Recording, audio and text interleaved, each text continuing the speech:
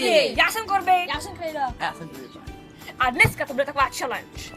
Dneska se bude jednat o to, že když někomu dáme otázku a on odpoví špatně nebo neodpoví vůbec, tak prostě sežere tenhle ten čaj. Já myslím, že tyhle ty pravidla už znáte, není k tomu co vysvětlovat, takže já myslím, že už můžeme jít na to. Můžem?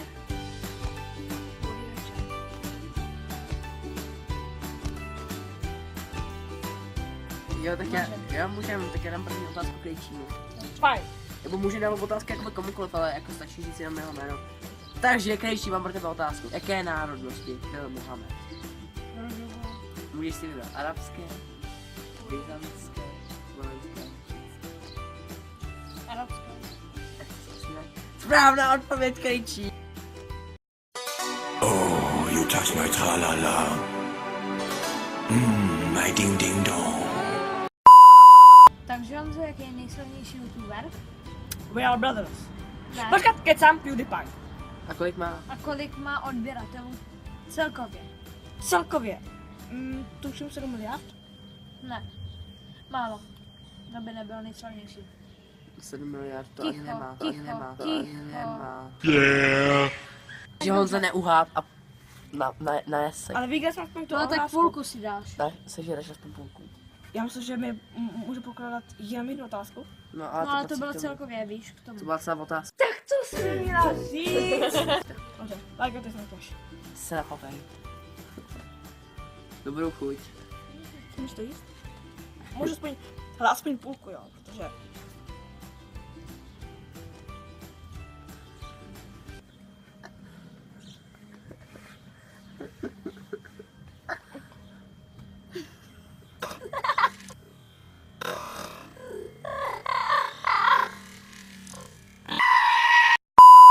Nezavíkte mi, prosím vás, nezavíkte mi, to byl hnus. Byl to hnus všech hnusů. Ale tu otázku. Řekni mi druhého nejslavnějšího youtubera na světě. To může být buď Počkej, Jacksepticeye, ticho. No já vím. anebo to může být Markiplier. To jsou dvě možnosti. Jacksepticeye, ten má taky dost dost. Tak řekneme Jacksepticeye.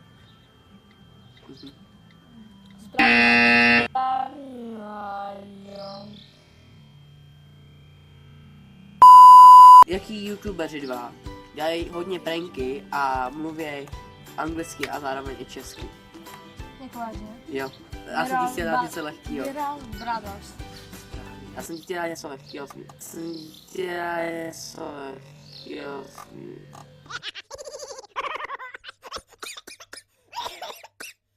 Kolik má odběratelů Lady J TV?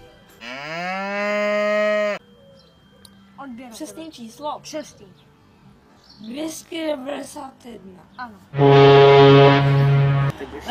Hele, co musíme vám říct, Lady J TV je hrozně dobrá youtuberka, ale fakt úplně hrozná a tady mi to potvrdí i ty dva kluci. Jasný. Dej nazvat. Dobře. Oli si se nezná, ale je fakt hrozně dobrá. Se mnou už točila video a prostě je dobrá. Jedním slovem. Tak a teď jdeme na tu otázku. Láďo, Co chceš? takže řekni mi,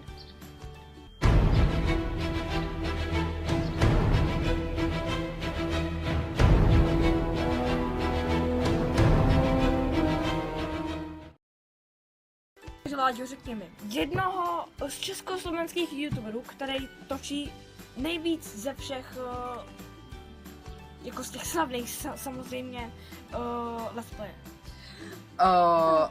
Agralus. Ten točí let's play. Ale on... Agralus, nebo můžeš myslet gamera nebo Agralusa a takhle, že jo? No A já je- taky jsem se a gamera, takhle. ale myslím, že ten Agrolus... Agralus točí let's Jo. play hodně dlouho a ten točí jenom let's play, nic jiného. A netočí je na Minecraft, že jo? Jo, takže je to Agrolus vlastně i gamer, ale jako má to svým obě dvě. způsobem správně. Takže mám poslední otázku pro Krejčího, Ne, protože to já je ještě poslední potom kolo. mám tady. No a ty potom ještě to, a to už konečný kolo, že? A mám tady otázku, jaký americký youtuber, nebo anglický, to může být klidně, si nabarvil knírek na růžovo? A je známý. Americký. Jo. No. Nevíš? Je to Markiplier. Neznám. Je docela známý docela. Já se docela těším na to. Get out the way, bitch. Get out the way. Move, bitch. Get out the way. Get out the way, bitch. Tak dobře, Honzo. Kdo to byl Karel Martel? Básník. Mároš Domus. To je Daniele, ale jdi do finále. Dělej. Uj, mě si dám Podle mě tenhle ten čaj je horší. Je. Dej si tam. Je horší.